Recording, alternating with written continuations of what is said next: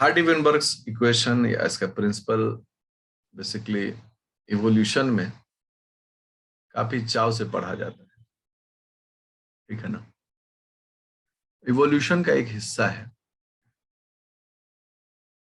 वो है population genetics. Population genetics, और इस पॉपुलेशन जेनेटिक्स में हम लोग कई सारे टॉपिक के बीच में एक बड़ा इंपॉर्टेंट और रोचक टॉपिक पढ़ते हैं, हार्डी विनबर्ग प्रिंसिपल, ठीक है। पॉपुलेशन जेनेटिक्स मतलब किसी भी पॉपुलेशन में किसी भी जीन का क्या रोल है उसको देखना है। हम लोग देखते हैं कि कोई भी ऑर्गेनिज्म है उसका अपना एक gene pool. Every organism has a gene, ठीक है। और ये जीन पूल जो है एवरी ऑर्गेनिज्म से ज्यादा और भी इंटरेस्टिंग हो जाएगा कि एवरी स्पेसीज, हर एक जाति का अपना एक जीन पूल होता है, ठीक है ना। Every organism has a gene pool. और ये जीन पूल क्या है, मान लो कि हम हैं इंडिया के आदमी, भारत, कोई अफ्रीका का आदमी है, कोई इंग्लैंड का आदमी है, कोई ऑस्ट्रेलियन है, कोई मंगोलियन है। ये सब आदमी अलग अलग जगह का आदमी है, अलग अलग ज्योग्राफिकल रीजन का आदमी। कोई पोल पोल का आदमी है, अलग अलग जगह पर सब आदमी है, ठीक है। लेकिन इनमें क्या है कि मान लो कि एक इंडियन की शादी एक पोल पर रहने वाली महिला के साथ कर दिया जाए, उनके बच्चे पैदा होंगे। एक अफ्रीकन की शादी अगर एक व्हाइट से कर दिया जाए तो उसके बच्चा पैदा हो। इसका मतलब क्या है कि एक ही स्पेसीज का हिस्सा है, एक ही जीन पूल को शेयर करता है, जो इंटरब्रीड करता है। क्या करता है? इंटरब्रीड, मतलब आपस में ब्रीड करता है, ठीक है।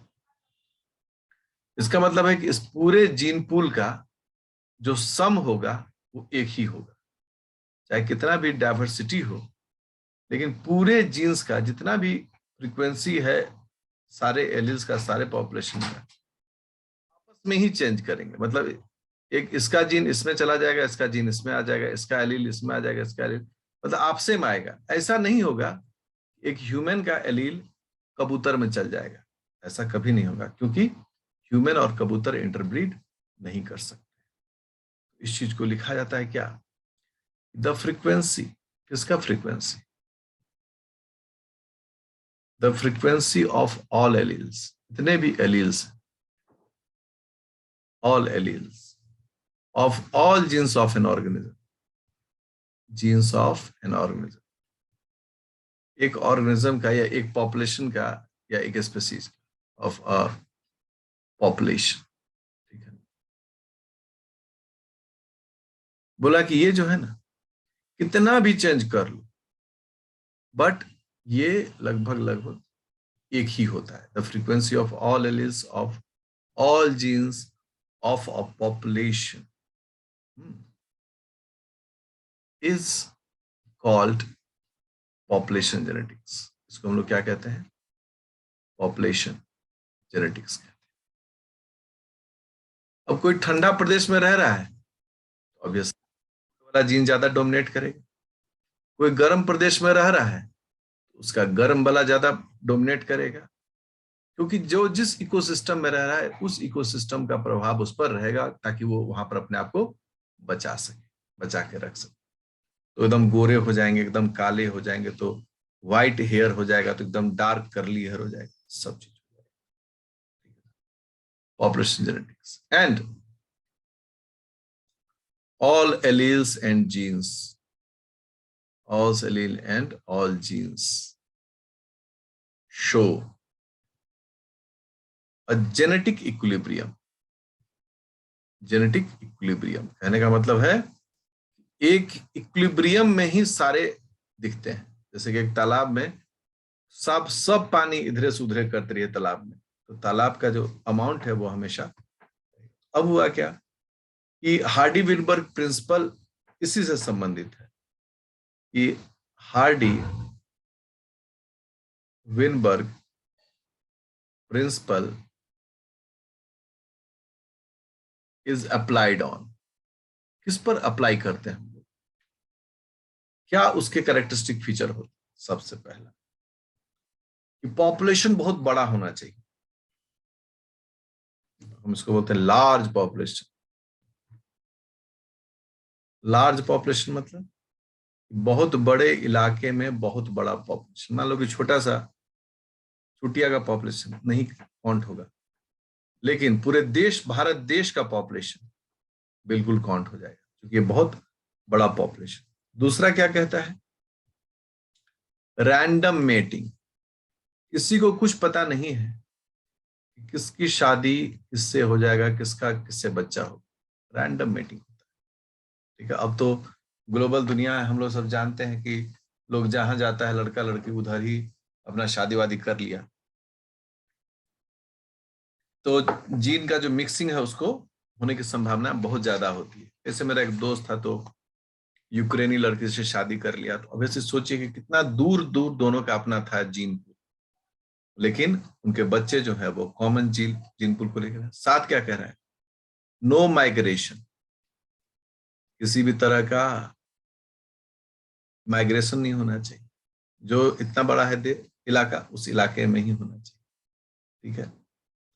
फोर्थ क्या कहता है, नो नेचुरल सिलेक्शन, सब रहे, ऐसा नहीं है कि किसी एक को छांट दिया जाए, ये काम नहीं हो, क्योंकि बड़ा पॉपुलेशन है, सबको लिया जाएगा।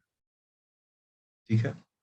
और चौथा पांचवा है कि मेल एंड फीमेल, फीमेल के लिए भी साइन दे देते हैं, have the same allele frequency, have the same allele frequency। कहने का मतलब है कि मेल फीमेल के बीच में जो जीन्स है ना वो एक ही जैसे होने चाहिए। और हम सब जानते हैं कि होमोलोगस क्रोमोसोम में क्या होता है कि मदर का और फादर का एक ही प्रकार के जीन्स या उसके एलीज जो होते हैं वो साथ में अरेंज होते हैं। इतना जो करेगा ना वो कहलाएगा कि ये हार्डी विनबर्ग के फीचर को शो करता है। ठीक है। अब हम लोग मेंडेलियन कॉन्सेप्ट लेते हैं। मेंडेलियन कॉन्सेप्ट क्या था कि capital T crossed with capital T small T, capital T small T cross with दोनों, तो चार प्रकार के इसमें प्रोबेबिलिटी आते थे। पॉपुलेशन जेनेटिक्स का हिस्सा है। Capital T small T, capital T small T. होता क्या था कि दो होमोजाइगस डोमिनेंट, दो homozygous recessive, capital T small T capital T, मतलब बात बराबर ही है, ऐसे चार आते थे। अब ये क्या है, ये क्या है, दोनों alleles of a gene, alleles of a gene. ठीक है, एक जीन के दो एलील है, एक डोमिनेंट एलील और एक रेसेसिव। तो इसी कॉन्सेप्ट पर हार्डी वेनबर्ग का बना कि अगर ये सारा नियम फॉलो किया जाए तो इसको क्या बोला गया, T square plus 2 capital T small t plus small t square equal to 1। तो मान लो कि ये तो मेंडल का लिखे, यहां जो कॉन्सेप्ट हुआ वह ए और बी को माना गया। हार्डी विनबर्ग में क्या लिया गया, बार बार लिखना पड़ेगा, इतने से काम चला, इन्होंने माना ए को, बोला A square plus 2 capital A plus small A square equal to 1। मतलब कोई न कम हो सकता है एक से, न ज्यादा हो सकता है, बशर्ते कि वो पॉपुलेशन इस नियम को फॉलो करे। बढ़िया है भाई। अब जब इस फॉर्मूला के आधार पर जब हम चलते हैं तो हमको कुछ टेबुलर फॉर्म में चीजों को समझने की जरूरत पड़ती है, जो हमको इस इक्वेशन को समझने में मदद करता है। हार्डी वेनबर्ग से पहला जो क्वेश्चन आता है वो ये शर्त पूछता है कि किस तरह के पॉपुलेशन पर हार्डी वेनबर्ग अप्लाइड होगा, कि जीन फ्रीक्वेंसी और एलील फ्रीक्वेंसी का सम जो होगा वो एक होगा।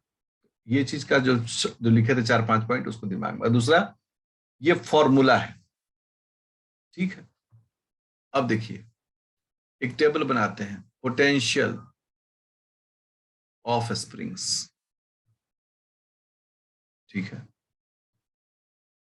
एलील जो मदर के थ्रू मिला, एलील जो फादर के थ्रू मिला, बढ़िया।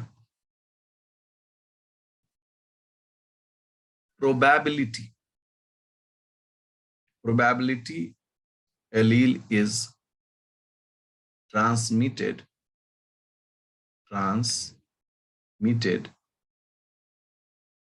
by mother एंड यहीं पर सेम हो गया बाय फादर, और साथ में अंत में क्या हो गया, both mother and father, father and mother.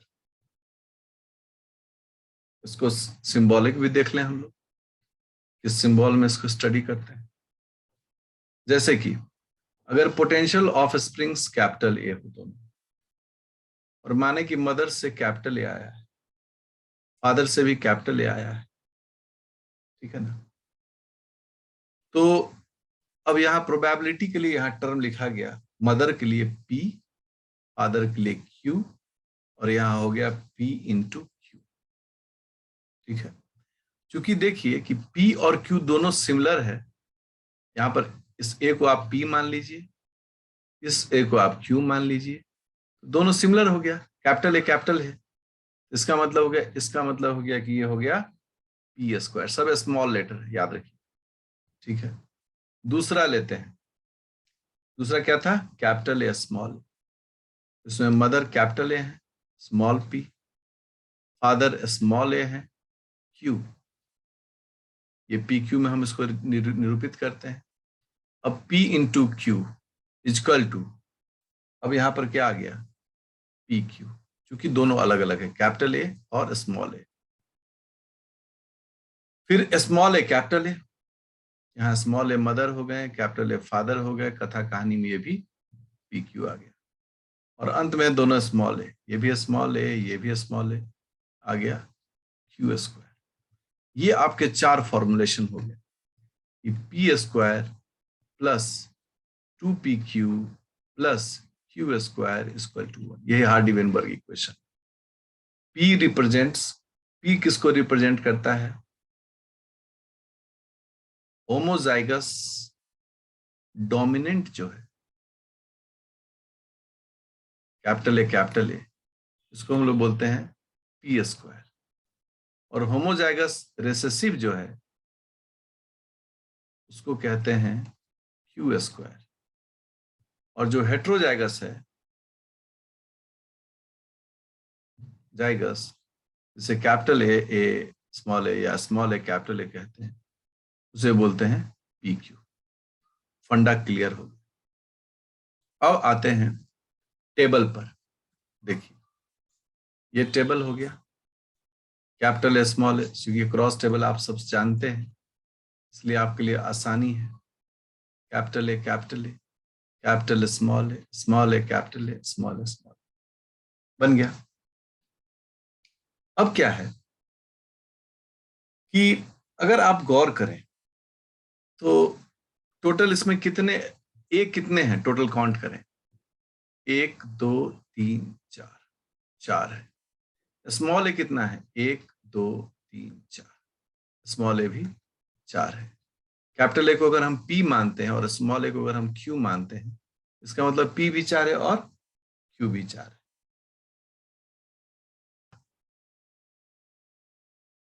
Suppose, क्योंकि हमें तो सपोज ही करना है, हमारे पास तो कोई एग्जाम्पल है नहीं, तो हमने सपोज किया कि फ्रीक्वेंसी जो है डोमिनेंट एलील का, फ्रीक्वेंसी ऑफ डोमिनेंट एलील, तो डोमिनेंट एलील कौन सा है, तो डोमिनेंट एलील जो है वो तो ए है, ए इज, ए को हम लोग पीवी बोल रहे हैं ना, याद रखना है, PV is 60% and recessive allele is 40%, recessive allele small a, जिसे हम लोग Q कह रहे हैं, is 40%, ठीक है भाई। अब जब हम इसी फॉर्मूला से काम करें तो कैसे काम होगा, देखिए दोनों कैपिटल ए है, दोनों कैपिटल का मतलब हो गया एक फादर से है, एक मदर से है।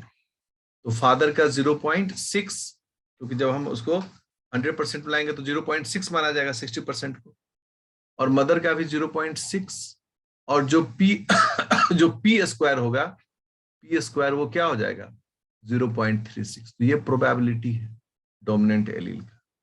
फिर है capital A small A, capital A का 0.6 और स्मॉल ए का 0.4 है। अब ये पी क्यू हो गया और ये हो गया 6 चौका 24 probability.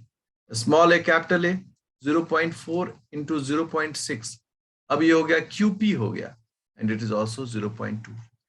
And the last one is दोनों स्मॉल है, दैट इज 0.4 इंटू 0.4, और ये हो गया Q स्क्वायर, और ये हो गया 4 चौका 16 इसको 0.16। ये जो है ना, ये वो जो टेबल बताए थे उसी टेबल का अरेंजमेंट है, ये टेबल का, ये that is probability of alleles in both male and female. और वो जब हम देखते हैं, अब तो चूंकि फॉर्मूला बन चुका है, तो अब देखें और इसको टोटल को जोड़ दें तो एक ही होगा, 6 4 10, 6 4 10, 2 बचा, 3 2 5, 2 7, 3 10, मतलब 10, और ये 1, मतलब 1 हो गया। अगर ये 1 है तो हार्डी विनबर्ग इक्वेशन में है, और अगर ये 1 नहीं है तो अब इसका मतलब कम या ज्यादा, इसका मतलब वो हार्डी विनबर्ग इक्वेशन का हिस्सा नहीं है। यही हार्डी विनबर्ग का जो मैथमेटिकल एक्सप्रेशन है वो है, और इसी चीज को समझने की जरूरत होती है। अब बोलेंगे कि ओवरऑल, अब यहां पर एक सवाल आया कि overall dominant allele frequency, allele जिसको हम लोग पी बता रहे हैं, फ्रीक्वेंसी बताइए उसका क्या हो। तो देखो 2A था, ये हो गया 0.36, एक कैपिटल ए स्मॉल ए था, वो था 0.24/2, क्योंकि एक आधा कैपिटल ए आधा ही है, 0.12। स्मॉल ए कैपिटल ए, उसमें भी 0.24 था, उसको भी आधा बांट देते क्योंकि आधा स्मॉल है आधा कैपिटल है, 0.12। अब इन तीनों को एक साथ जोड़ दें, जब तीनों को एक साथ जोड़ दें तो 6 4 10, 3 0.6। तो हमारा इक्वेशन एकदम सही बैठ रहा है, क्योंकि हमने पहले ही सपोज करके माना है कि डोमिनेंट फ्रीक्वेंसी जो है उसका एलील फ्रीक्वेंसी जो है वह 60% है, मतलब 0.6 है अगर 1 के टर्म में ले, तो हमारा ओवरऑल भी 0.6 आ गया।